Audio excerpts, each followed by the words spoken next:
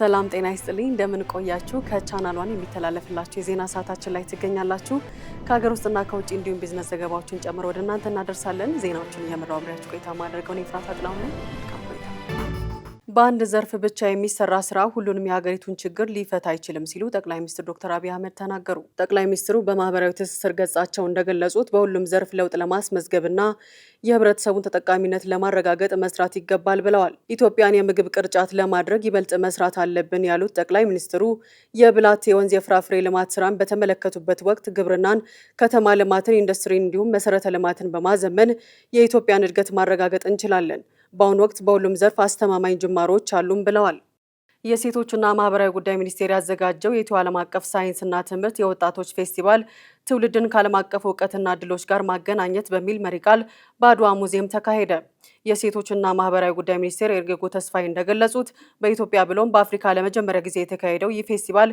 ወጣቶች ያላቸውን የፈጠራ ስራ የሚያሳዩበትና ዓለም አቀፍ እውቀቶችን የሚያገኙበትን መንገድ የሚፈጥር ነው ብለዋል በስነ ስርዓቱ ላይ የተገኘው ሪፖርተራችን አናውል ተስፋ ዝርዝር አለው የ2026 ኢትዮ ዓለም አቀፍ የወጣቶችና ትምህርት ቴክኖሎጂ ፌስቲቫል ወጣቶችን ከዓለም አቀፍ ቴክኖሎጂና ዕውቀት ጋር በማገናኘት ብቁና ተወዳዳሪ የሆኑ ወጣቶችን ለመፍጠርና ኢትዮጵያን የአፍሪካ የሳይንስና የፈጠራ ማዕከል ለማድረግ ያለመ ነው። የሴቶችና ማህበራዊ ጉዳይ ሚኒስትር ኤርጎጌ ተስፋይ እንደገለጹት በኢትዮጵያ ብሎም በአፍሪካ ለመጀመሪያ ጊዜ የተካሄደው ይህ ፌስቲቫል ወጣቶች ያላቸውን የፈጠራ ስራ የሚያሳዩበትና ዓለም አቀፍ ዕውቀቶችን ደግሞ ሀገራቸው ላይ ሆነው የሚያገኙበት መንገድ የሚፈጥር ነው ብለዋል። ፈጣሪ የሆኑ እንደዚሁም ደግሞ በሳይንስና ቴክኖሎጂ የተለያዩ ስራዎችን የፈጠራ ስራዎችን እየሰሩ ያሉ ወጣቶችን በአገር ውስጥም ያሉትን ከሀገር ውጭም ያሉትን ማገናኘት መቻል የወደፊቷን ኢትዮጵያ መገንባት የወደፊቷን አፍሪካ መገንባት ነው። በተለይ በወጣቶች ላይ ኢንቨስት ማድረግ ለወደፊት ለዲጂታል ዓለሙ ለምናደርገው ስራ ከፍተኛ አስተዋጽኦ ያበረክታል። ይሄንን አቅም በዲጂታልና በሳይንስ በቴክኖሎጂ በትምህርት ካላጎለበትን በስተቀር የወደፊቷን የበለጸገች ኢትዮጵያ ማየት አንችልም ነው። ዘመኑ የዲጂታል ቴክኖሎጂ በመሆኑ በቀጣይ ተወዳዳሪና ብቁ የሆኑ ወጣቶችን ለማፍራትና 2030 ዲጂታል ኢትዮጵያ ስትራቴጂን እውን ለማድረግ ሀገራችን የጀመረችውን ጉዞ በይበልጥ ለማፍጠን ዘርፈ ብዙ እንቅስቃሴዎች እየተደረጉ መሆኑን ነግረውናል። ከዚህ በኋላም በጣም ብዙ ኢንትረስት ያላቸውን ተቋማት ጋብዘን በጋራ የምንሰራ ይሆናል። ደግሞ የሰመር ካምፕ ይኖረናል። የትምህርትና የሳይንስ የሰመር ካምፕ ይሄ የሰመር ካምፕ የሚረዳን ቡራዩ የታለንት ኤጁኬሽን ሴንተር እንዳለን ይታወቃል። ቴክኖሎጂ ፈጠራ ላይ ያሉ ልጆች ፈጠራቸውን እንደው ዝም ብለው እነሱ ጋር ብቻ እንዳይይዙት ቴክኖሎጂ ሽግግርም ጭምር እንዲኖር የምናደርግበት ስለሆነ ያም ውጤታማና ስኬታማ ይሆናል ብለን እናምናለን። በፌስቲቫሉ በሀገር ውስጥና በውጭ ያሉ ወጣቶች ስራዎቻቸውን የሚያቀርቡበትና ሌሎች የደረሱበትን የሚመለከቱበት እድል መመቻቸቱ አስደሳች መሆኑን በፌስቲቫሉ የተሳተፉ ወጣቶች ተናግረዋል። በጣም ብዙ ኦፖርቹኒቲዎችን ለኛ ይዞልን መጥቷል። ስፔሻሊ ከውጭ ሀገር ዩኒቨርሲቲዎች ጋር ኮንታክት ማድረግ እንደምንችል ከዛ ደግሞ አፕሊኬሽኑን ተጠቅመን ስኮላርሺፕ እንዴት አፕላይ እንደምናደርግ እና እንደዚህ አይነት ኦፖርቹኒቲዎችን አመቻችቶልናል በጣም ከዛ ደግሞ እንደዚህ አይነት ፍላጎት ያላቸው ለሳይንስ ለፈጠራ ስራ በጣም ፍላጎት ያላቸው ግን ደግሞ እድሉን ያጡ በጣም ብዙ ልጆች አሉና እነሱን ደግሞ ሻይን እንዲያደርጉ ለማድረግ በጣም ትልቅ ኢምፓክት አለው ብዬ አስባለሁ። ይሄ ቻንስ መፈጠሩ ብዙ ወጣቶችን ሞቲቬት ያደርጋል። ብዙ ታለንት ያላቸው ተማሪዎች ምናምን ራሳቸውን ያላቸውን ታለንት እንዲያወጡና ሀገራችንንም በቴክኖሎጂው ዘርፍ እንዲያሳድግ አስተዋጽኦ አለው ብዬ አስባለሁ። ወጣቶችን እጅግ በጣም ኢንካሬጅ የሚያደርግ እንዲሁም ደግሞ እጅግ ብዙ ኦፖርቹኒቲዎች እንዳሉን የሚያሳይ አይነት ፕሮግራም ነው። የተለያዩ ዩኒቨርሲቲዎች ዓለም አቀፍ ኢንተርናሽናል ዩኒቨርሲቲዎች ተገኝተዋል። እንዲሁም አፕሊኬሽን ፕሮሰሳችን እንዴት መጀመር እንደምንችል ውጭ ሀገር የመማር ጥቅሞችን እንዲሁም ደግሞ ከዛ በኋላ ወደ ሀገራችን ተመልሰን እንዴት እንደ ኢትዮጵያዊነታችንም እንደ አፍሪካዊነታችንም አንድ ስቴፕ ከፍ ማለት እንደምንችል የተረዳንበት ፕሮግራም ነው። እንዲሁም ደግሞ የሰመር ካምፕ ከዚህ በኋላ ተዘጋጅቷል። ብዙ ነገሮችን አግኝተናል። ይህ ፌስቲቫል ኢትዮጵያ የጀመረችውን የዲጂታል ትራንስፎርሜሽን ጉዞ ለማሳካትና ወጣቶች በዓለም አቀፍ መድረክ ብቁ እንዲሆኑ ለማስቻል ትልቅ መሰረት እንደሚጥል ይጠበቃል። የሳይንስ ሙዚየም ለኢትዮጵያ የሳይንስና ቴክኖሎጂ ምርምር እድገት ጉልህ ሚና እየተጫወተ እንደሚገኝ የኢትዮጵያ ስፔስ ሳይንስ ማህበር ገለጸ። ለዝርዝሩ አማሩ ገብሩ የኢትዮጵያ ስፔስ ሳይንስ ማህበር ዋና ስራ አስኪያጅ ኪሩቤል መንበሩ እንደገለጹት የሳይንስ ሙዚየሞች በአንድ ማህበረሰብ ሁለንተናዊ እድገት ላይ ጉልህ አዎንታዊ ተጽዕኖ ያሳርፋሉ። ይህ የሳይንስ ሙዚየም ማህበረሰቡ ስለ ሳይንስ ያለው አረዳድና እውቀት እንዲያድግ ከማድረጉም በላይ ለዘርፉ ያለው ቀረቤታ ለማጠናከር ያግዛል ብለዋል። በአዲስ አበባ የተገነባው የሳይንስ ሙዚየም በውስጡ በያዛቸውና ሳይንስን በቀላሉ ማስረዳት በሚያስችሉ ኤግዚቢሽኖች አማካኝነት ለዘርፉ እድገት ከፍተኛ አስተዋጽኦ እያበረከተ ይገኛል። ሙዚየሙ በተለይም ታዳጊዎችና ወጣቶች ለሳይንስ ቅርብ እንዲሆኑ ከማድረጉ ባለፈ በትምህርት የቀሰሙት ዕውቀት በተግባር አይተው እንዲረዱ ትልቅ እድል ይፈጥራል። ማህበሩ በአቅም ግንባታ በመሰረተ ልማትና ታዳጊዎች በዘርፉ ያላቸውን ዕውቀት እንዲያጎለብቱ የተለያዩ ተግባራትን እያከናወነ መሆኑንም ተናግሯል። ማህበሩ ለሁሉም ክፍት መሆኑን በመጥቀስ ፍላጎቱ ያላቸው ታዳጊዎችና ወጣቶች አባል በመሆን እንዲቀላቀሉም ጥሪ አቅርበዋል ሲል የኢዜአ ዘገባ ያመለክታል። የቅድመ ምረቃ ትምህርት የመውጫ ፈተና የካቲት 17 2018 ዓ.ም ጀምሮ ይሰጣል። ተፈታኞች ከየካቲት 10 2018 ዓ.ም ጀምሮ የልምምድ ፈተና እየወሰዱ እንደሚገኙ የገለጸው የምዘናና ፈተናዎች አገልግሎት ተፈታኞች ለፈተና ሲመጡ መግቢያ ካርዳቸውንና የፋይዳ መታወቂያቸውን ይዘው መገኘት እንዳለባቸው አሳስቧል። ምንም አይነት ኤሌክትሮኒክስ መሳሪያዎች በተለይም ስልክ፣ ስማርት ሰዓትና የመሳሰሉትን ይዞ ወደ መፈተኛ ክፍል መግባት የተከለከለ መሆኑን አስታውቋል።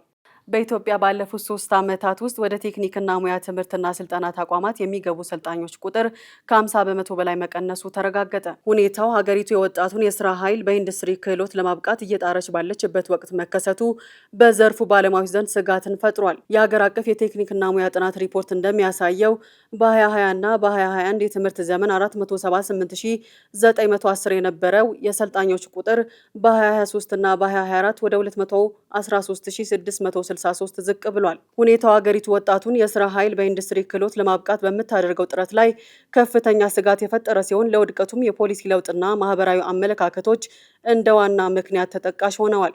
ኢንፍራቴክ ሶፍትዌር ሰርቪስ የተሰኘው ድርጅት ለኢትዮጵያውያን ይዘት ፈጣሪዎች ትልቅ እድል ይዞ የመጣውን ሲንድሮ የተሰኘ ዓለም አቀፍ የማህበራዊ ሚዲያ መተግበሪያ ይፋ አደረገ። በስነ ስርዓቱ ላይ የተገኘችው ሪፖርተራችን ሊዲያ ዝናቡ ተጨማሪ አላት። በሀገራችን ኢትዮጵያ ለሚገኙ ይዘት ፈጣሪዎች ትልቅ እድል ይዞ ብቅ ያለው ሲድሮ የተሰኘው መተግበሪያ በኢንፍራቴክ ሶፍትዌር ሰርቪስ የበለጸገ ሲሆን የተለያዩ ታዋቂና የማህበራዊ ሚዲያ ተጽዕኖ ፈጣሪዎች በተገኙበት በማርከስ አዲስ ሆቴል ይፋ ሆኗል። ይህ መተግበሪያ ዲጂታል የሆኑ ይዘቶችን ለመፍጠርና ለማሰራጨት የሚረዳ መድረክ ነው። በኢትዮጵያ ይዘት ፈጣሪዎች ዘንድ የሚታየውን ከዶላርና ክሬዲት ካርድ ጋር ያለውን ተደራሽነት የተገደበ መሆን የሚቀርፍ አሳታፊ የሆነ የጊፍት ወይም የስጦታ አሰጣጥን በቴሌብር አማካኝነት መስጠት የሚቻልበት በመሆኑ ከፍተኛ የሆነ ለውጥን መፍጠር የሚችል እንደሆነ በውይይቱ ተመላክቷል። ታዲያ ይህ መተግበሪያ ለኢትዮጵያውያን ይዘት ፈጣሪዎች ምን ጥቅም ይሰጣል ስንል የሲድሮ መተግበሪያ አበልጻጊና የኢንፍራቴክ ሶፍትዌር ሰርቪስ ስራ አስኪያጅ የሆኑትን አቶ ቀዳማይ ሚኒሊክን አነጋግረናል። አንደኛ ነገር የኢትዮጵያ ኮንተንት ክሬተሮች ትልቁ አድናቂያቸው ኢትዮጵያውያን ደግሞ የት ነው ያሉት? ኢትዮጵያ ውስጥ። ስለዚህ ኦፍ ኮርስ የሎካል የኢትዮጵያ ህዝብ እነሱ ሪች ማድረግ ትልቅ ኢምፓክት አለው ለነሱ። አሁን ቲክቶክ ላይ ለምሳሌ ሌላ ክሬዲት ካርድ ያላቸው ኢንሶን ናቸው ሜንሊ መሳተፍ የሚችሉ ሶርሱ ከዛ ነው። ከዛ እዚህ ሞር ኦፍ ኢት ሮቴትስ ቢትዊን ኮንተንት ክሬተርስ። አሁን ግን ህዝቡ ቀጥታ አክሰስ ማድረጉ እነሱም ትልቅ የሆነ የሬቨኒው ስትሪም እንዲሁም ሞኔታይዝ ማድረግ ይችላሉ ኮንተንቶቻቸውን ማለት ነው። በፊት ማድረግ የማይችሉት በሎካል ፔይመንት። አቶ ቀዳማይ ሚኒሊክ ጋር በአጋርነት ሲድሮን ይፋ ያደረገው ታዋቂ የማህበራዊ ሚዲያ ተጽዕኖ ፈጣሪ ሆነው አዶናይ ብርሃንን ለመሆኑ ሲድሮን ለየት የሚያደርገው ምንድነው ስንል ጠየቅን። የኛ አፕ ላይ ደግሞ ለየት የሚያደርገው ነገር ኢቭን ቪዲዮ ሰርተህም ለራሱ ሰዎች ጊፍት እየሰጡ ይህ ቪዲዮ ለወራት የሚቆይ ቪዲዮ ነው። which is ገንዘብ መስራት አያቆምም፣ ጊፍት ማግኘት አታቆምም። ይህ ማለት ምንድነው? ለዓላማችን መቆም እንጀምራለን። ለፐርፐዛችን ኩክ ማድረግ ትወዳላችሁ፣ ኩክ ማድረግ ጀምራላችሁ፣ ገራሚ ገንዘብም ታገኛላችሁ። ይህ መተግበሪያ ኢትዮጵያውያን ይዘት ፈጣሪዎች ከኢትዮጵያ ሕዝብ ማግኘት ያለባቸውን ድጋፍና እይታ በቀጥታ ማግኘት እንዲችሉ ከማድረጉም በላይ በዘርፉ ታሪካዊ የተባለ መነቃቃትን የሚፈጥር ነው ተብሎለታል።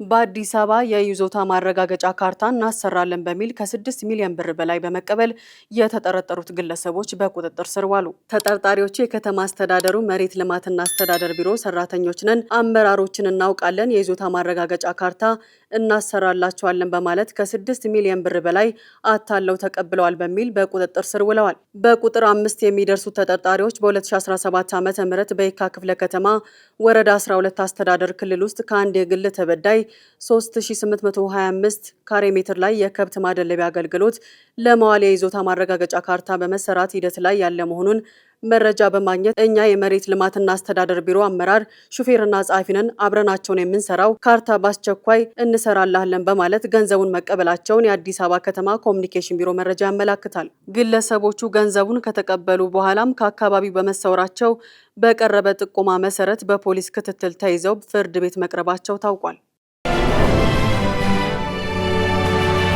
እየተከታተላችሁ የምትገኙት ከቻናል ዋን የሚተላለፍላችሁ የዜና ሰዓታችን ነው። አሁን ደግሞ ከውጭ ወዳገኘናቸው መረጃዎች አልፋለሁ። 10 የአፍሪካ ሀገራት በዓለም ከቀዳሚ የኢኖቬሽን ስነ ምህዳር ደረጃ ዝርዝሮች ውስጥ ተካተቱ። ስታርታፕ ብሊንክ የተባለ ዓለም አቀፍ የቴክኖሎጂ ተቋም የ2026 ዓለም አቀፍ የማስጀመሪያ ወይም ስታርታፕ ኢኮሲስተም መረጃ ይፋ አድርጓል። በዚህ መረጃ መሰረትም ደቡብ አፍሪካ ከአፍሪካ ቀዳሚ ስትሆን በዓለም ደረጃ 61ኛ ደረጃ ላይ ተቀምጣለች። የጥናት ተቋሙ ከ125 በላይ ሀገራትን የገመገመው እንደ የህግ ማዕቀፍ፣ የካፒታል አቅርቦት፣ የግብር ስርዓት፣ የዲጂታል መሰረተ ልማትና ዓለም አቀፍ ተንቀሳቃሽነት ያሉ መስፈርቶችን በመጠቀም ነው። መረጃው የአፍሪካ ምርጥ 10 የኢኖቬሽን ስነ ምህዳር ያላቸው ሀገራት በሚል ኬንያን ከአፍሪካ 2ኛ ከዓለም ደግሞ 68ኛ ደረጃ ላይ ሲያስቀምጥ ናይጄሪያን ከአፍሪካ 10ኛ ከዓለም ደግሞ 95ኛ ደረጃ ላይ ትገኛለች ብሏል። ሪፖርቱ እንደገለጸው ውጤቱ በአገሪቱ የታየውን ከፍተኛ መሻሻል በተለይም ግልጽ የሆኑ የህግ ማዕቀፎች መፍጠርን፣ የተሻለ የካፒታል አቅርቦትና የላቀ ዓለም አቀፍ ትስስርን መኖሩንም ያሳያል። ያለምንም የይለፍ ፍቃድ የአሜሪካው ፕሬዝዳንት ዶናልድ ትራምፕ መኖሪያ ቤትን ጥሶ ለመግባት የሞከረው አሜሪካዊ ተገደለ። ሄሮዳዊት ንጉሴ ተጨማሪ አላት።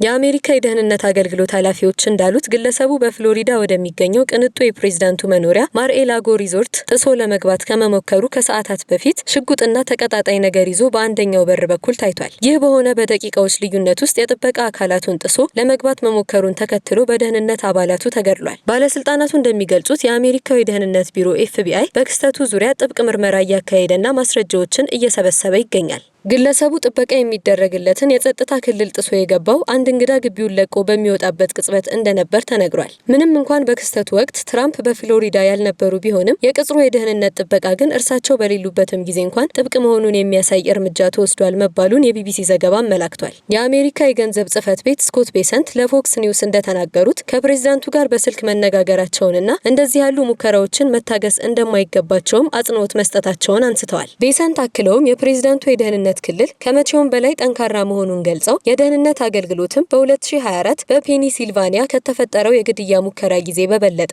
የተሻለ መሆኑን አስታውቀዋል። ወደ መኖሪያ ቤቱ ጥሶ ለመግባት የሞከረው ግለሰብ በ20ዎቹ የዕድሜ ክልል ውስጥ የሚገኝ እንደሆነ የጠቀሰው ቢቢሲ ከሰሜን ካሮላይና ወደ ፍሎሪዳ በመኪና በሚጓዝበት ወቅት መሳሪያውን እንደገዛ፣ ነገር ግን ይህን ለማድረግ የፈለገበት ምክንያትና ዓላማ እስካሁን ግልጽ አለመሆኑን ዘግቧል።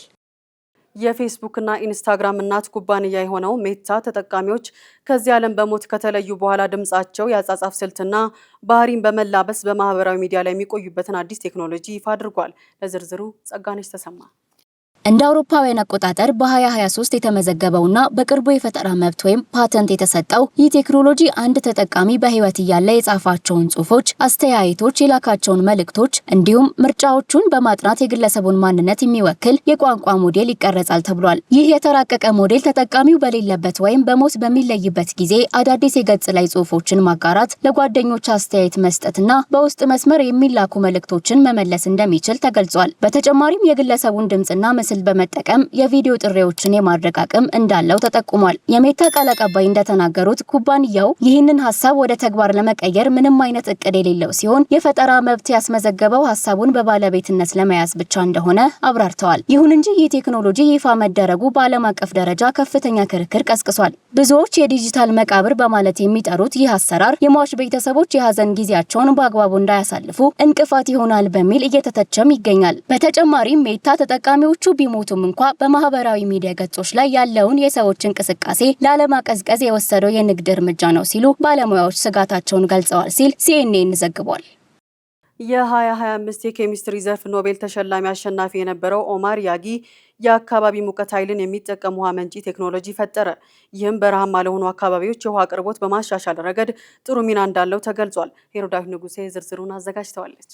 በካሊፎርኒያ ዩኒቨርሲቲ ፕሮፌሰር የሆነውና የ2025 የኬሚስትሪ ዘርፍ ኖቤል ሽልማት አሸናፊ የነበረው ኦማር ያጊ በየቀኑ እስከ 1000 ሊትር ውሃ ማመንጨት የሚችልና ሞቃታማ የአየር ንብረትን በመጠቀም የሚሰራ ቴክኖሎጂ ለመፍጠር ችሏል። ፈጠራው በሞለኪውላር ኢንጂነሪንግ የተመረቱ ቁሳቁሶችን ለመፍጠር ሬቲኩላር ኬሚስትሪ የሚባል የሳይንስ አይነት የሚጠቀም ሲሆን ይህም እርጥበትን ከአየር ማውጣትና ውሃ መሳብ በሚችሉ ደረቅና በረሃማ በሆኑ አካባቢዎችም ጭምር መስራት የሚችል ነው። አብዛኞቹ የኤሌክትሪክ የውሃ ምንጮች በድርቅ ወይም በአውሎ ንፋስ ጉዳት የውሃ አቅርቦቱን የሚያስተጓጉሉ ሲሆኑ ይህ አዲስ ቴክኖሎጂ ግን በቅርብና በሞቃታማ የአየር ሁኔታዎች ውስጥ ጥሩ ምርጫ ሆኖ ሊቀርብ እንደሚችል የተመሰከረለት ሆኗል። የፈጠራው ባለቤት ያጊ በበኩሉ ፈጠራው ዓለምን ይለውጣል እንዲሁም ለድርቅ የተጋለጡ የካሪቢያን ደሴቶችን ይጠቅማል ብሏል። የተባበሩት መንግስታት ድርጅት ከአንድ ወር በፊት ባወጣው ሪፖርት መሰረት ፕላኔቷ ዓለም አቀፍ የውሃ ኪሳራ ዘመን ውስጥ ገብታለች ሲል 3/4 የሚሆነው የዓለም ህዝብ የውሃ ዋስትና በሌላቸው አገሮች ውስጥ እንደሚኖሩ በመግለጽ ወደ 2.2 ቢሊዮን የሚጠጉ ሰዎች አሁንም ደህንነቱ በተጠበቀ ሁኔታ የሚተዳደር የመጠጥ ውሃ አያገኙም። 3.5 ቢሊዮን የሚሆኑት ደግሞ የንጽህና አጠባበቅ እጥረት አለባቸው። እንዲሁም 4 ቢሊዮን የሚሆኑት ቢያንስ ለአንድ ወር በአመት ከፍተኛ የውሃ እጥረት ያጋጥማቸዋል ሲል መዘገቡ የሚታወስ ነው። ታዲያ ይህ አዲስ ፈጠራ እነዚህን ችግሮች በመቀነስ ረገድ ተስፋ የተጣለበት ሆኖ ተገኝቷል። ዘገባው የዘጋርዲያን ነው። የሰሜን ኮሪያ የሰራተኞች ፓርቲ ፕሬዝዳንት ኪም ጆንግ ኡንን የፓርቲ ዋና ጸሐፊ አድርጎ በድጋሚ መረጠ። ምርጫው በሀገሪቱ ያለውን ቁጥጥር እንደሚያጠናክርና በሀገር ውስጥ ፖለቲካ መረጋጋት ላይ እምነት እንደሚፈጥር ያሳያልም ተብሏል። ጸጋኔስ ተሰማ ተጨማሪ አላት።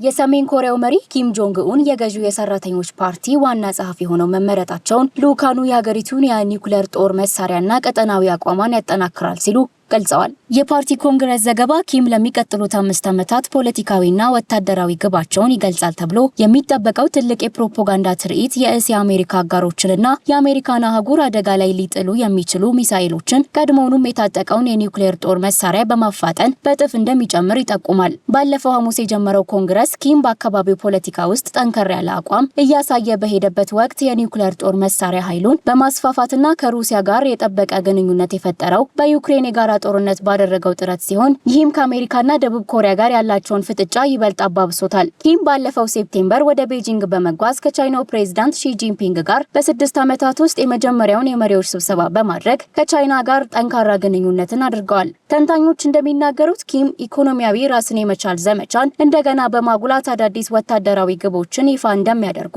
ተናግረዋል። ሳምንቱን በታሪክ የምንቃኝበት ሰዓታችን ላይ ትገኛላችሁ። እንደ አውሮፓውያን አቆጣጠር 1964 የ2 ዓመቱ ቦክሰኛ ካሲየስ ክሌይ በማያሚ የስብሰባ ማዕከል ውስጥ የማይቻል የሚመስለውን ሶኒ ሊስትንን በማሸነፍ የዓለም የከባድ ሚዛን ሻምፒዮን የሆነበትን ቀን እንቃኛለን። ሊዲያ ዝናቡ እንደሚከተለው አዘጋጅተዋለች።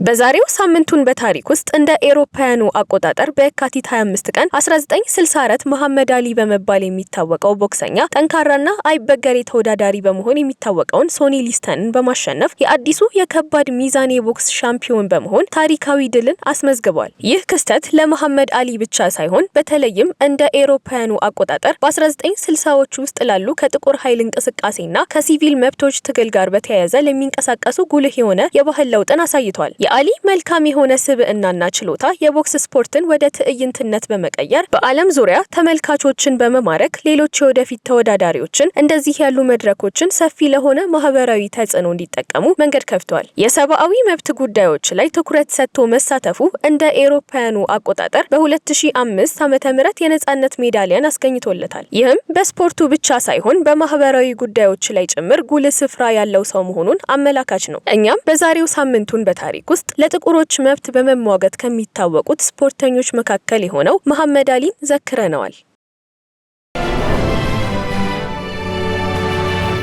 ከቢዝነስ ወዳገኘናቸው መረጃዎች አልፋለሁ። በአዲስ አበባ ከ1 ሚሊዮን ብር በላይ ያለደረሰኝ ሽያጭ ሲፈጽሙ የተገኙ 7 ግለሰቦች በቁጥጥር ስር ዋሉ። የከተማ አስተዳደሩ ገቢዎች ቢሮ እንደገለጸው የካቲት 14 ቀን 2018 ዓ.ም በከተማዋ የተለያዩ አካባቢዎች የተጠና ክትትል ማድረጉንና በዚህም ላይ ያለደረሰኝ ግብይት ሲፈጽሙ የነበሩ ግለሰቦችን እጅ ከፈንጅ ይዟል። ለእነዚህና ሌሎች የቢዝነስ ዘገባዎች ማለት ደመላሽ። የአዲስ አበባ ከተማ አስተዳደር ገቢዎች ቢሮ ከአዲስ አበባ ፖሊስ ጋር በመቀናጀት የካቲት 14 ቀን 2018 ዓ.ም በከተማዋ የተለያዩ አካባቢዎች የተጠና ክትትል ማድረጉንና በዚህም ያለ ደረሰኝ ግብይት ሲፈጽሙ የነበሩ ግለሰቦችን እጅ ከፍንጅ መያዙን ገልጿል። የተያዙት ግለሰቦችም ከድርጊቱ ጋር በቀጥታ ግንኙነት ያላቸው የንግድ ስራዎቹ ባለቤቶችና ሽያጩን ያለ ደረሰኝ ሲያከናውኑ የነበሩ ሰራተኞች መሆናቸውንም የቢሮ መረጃ ያሳያል። በቁጥጥር ስር የዋሉት ግለሰቦች ከታክስ አስተዳደር አዋጅ በተጻረረ መልኩ ያለ ደረሰኝ ሽያጭ በመፈጸም ወንጀል ተጠርጥረው ጉዳያቸው በፖሊስ ተይዞ ለፍርድ ቤት የሚቀርቡም ይሆናል ተብሏል። የኦፕሬሽን ተግባሩን በሌሎች ዘርፎች አጠናክሮ እንደሚቀጥል የገለጸው ቢሮ የንግዱ ማህበረሰብ ግብይቶችን በደረሰኝ ብቻ እንዲፈጽም መልእክት አስተላልፏል። የአዲስ አበባ ንግድና ዘርፍ ማህበራት ምክር ቤት ወይም አዲስ ቻምበር በቱርክ ሀገር በጨርቃ ጨርቅና አልባሳት ምርት ዓለም አቀፍ ዝናን ያተረፈውን KSS ኩባንያን ወደ ኢትዮጵያ ገበያ ለማስገባት ጥረት እያደረገ መሆኑን አስታወቀ። የኩባንያው አመራሮች በኢትዮጵያ የጨርቃ ጨርቅና አልባሳት ዘርፍ ላይ ኢንቨስት ለማድረግ ከፍተኛ ፍላጎት እንዳላቸው የገለጹ ሲሆን በተለይም ለውጭ ገበያ የሚቀርቡ ምርቶችን ለማምረት እቅድ እንዳላቸው አስታውቀዋል። በተጨማሪም KSS ወደ ኢትዮጵያ ገበያ ለመግባት የሚያስችለውን የንግድ ማመቻቸትና ድጋፍ ከአዲስ አበባ ንግድ ምክር ቤት ጠይቋል። የአዲስ ቻምበር ፕሬዝዳንት ወይዘሮ ዛህራ መሐመድ በበኩላቸው ምክር ቤቱ ይህንን ዓለም አቀፍ ባለሀብት በጽኑ እንደሚደግፍና ከሚመለከታቸው ባለድርሻ አካላት ጋር በማገናኘት ወደ ስራ እንዲገባ አስፈላጊውን እገዛ እንደሚያደርግ አረጋግጠዋል። እንደ አውሮፓውያን አቆጣጠር በ2009 በመሐመድ ሳፓናጉሉ የተመሰረተው KSS በአሁኑ ወቅት ምርቶቹን ከ80 በላይ ለሚሆኑ ሀገራት በተለይም ለሩሲያ፣ ለመካከለኛው ምስራቅና ለሰሜን አፍሪካ እንደሚልክ መረጃዎች ያመለክታሉ። ኩባንያው ከአልባሳት ምርት በተጨማሪ በሎጂስቲክስ መፍትሄዎችም የታወቀና በዘርፉ ታማኝነትን ያተረፈ ብራንድ ነው። መረጃው የካፒታል ነው።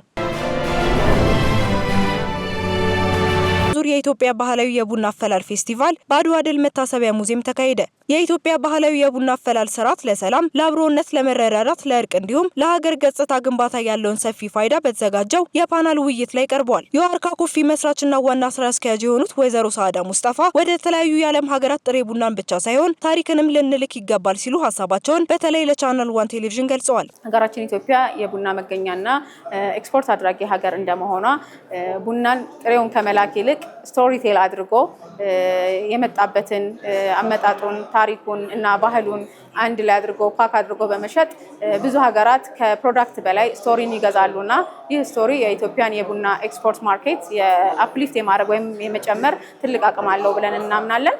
ከዛም ባሻገር አገራዊ ገጽ ግንባታችን ላይ በተለይ ከዩኒስኮ ጋር በተያያዘ ዩኒስኮ ላይ መመዝገቡ ይህን ስቶሪ ፉል የሆነ ካልቸር ስለ ማህበረሰብ የምናወራበት ስለ ቡና መገኛነታችን የምናወራበት እርስ በርስ የዕለት ተዕለት አኗኗራችን ላይ ማህበረሰባችንን ለዩኒቲ ኢንቴግሪቲ ወይም ደግሞ ሂል ለማድረግ ወይም ቴራፒ ለማድረግ የሚጠቀምበትን ትልቅ ታሪክ ለዓለም የምናሳይበት መድረክ ከመሆኑ ጋር የኢትዮጵያ የቡና ባህል ቀን ፌስቲቫል መከበሩ እጅግ በጣም ለሀገራችን እና ለማህበረሰባችን አስፈላጊ ነው ብዬ አምናለሁ። በሚቀጥሉት 1 እና 2 ዓመታት ውስጥ የኢትዮጵያ ባህላዊ የቡና አፈላል ሰነድ ለዩኔስኮ ይቀርባልም ተብሎ ይጠበቃል። በፌስቲቫሉ ላይ ከተለያዩ የመንግስትና የግል ተቋማት የተውጣጡ አመራሮች፣ የቡና ባለሙያዎችና ሌሎች የህብረተሰብ ክፍሎችም ተሳትፈዋል።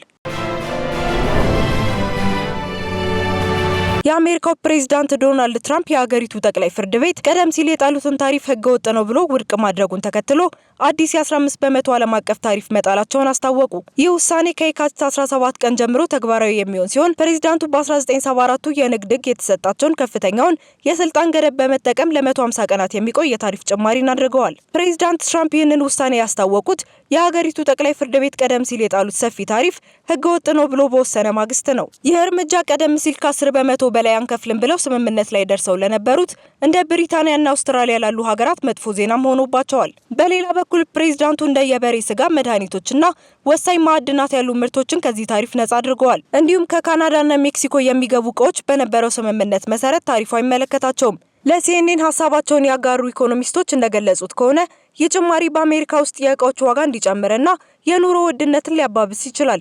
ነገር ግን መንግስት ይህ እርምጃ የአሜሪካን የንግድ ሚዛን ለማስተካከል ወሳኝ ነው ብሏል። ስትከታተሉ የቆያችሁት ከቻናሏን የሚተላለፍላችሁ የዜና ሰዓታችንን ነበረ። ዜናዎቹን እየመራው አብሬያችሁ ቆይታ ያደረኩት እኔ ፍራታ ጥላውን ነበርኩኝ። መልካም ጊዜ